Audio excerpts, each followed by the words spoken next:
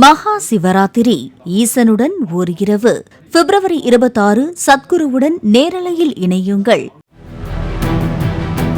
திருவாரூர் மாவட்டம் நீடாமங்கலம் அருகே பள்ளி முடிந்து அரசு பேருந்தில் வீடு திரும்பிய போது முன்பக்கம் நின்றிருந்த 8ஆம் வகுப்பு மாணவி தவறி விழுந்த காட்சிகள் வெளியாகியுள்ளன.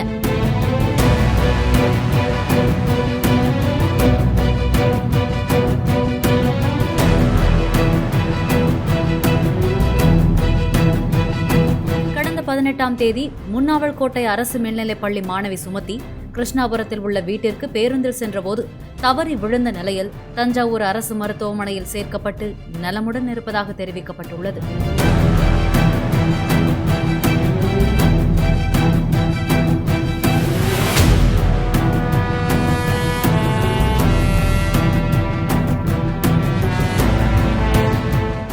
மகா சிவராத்திரி ஈசனுடன் ஓர் இரவு பிப்ரவரி 26 சத்குருவுடன் நேரலையில் இணையுங்கள்.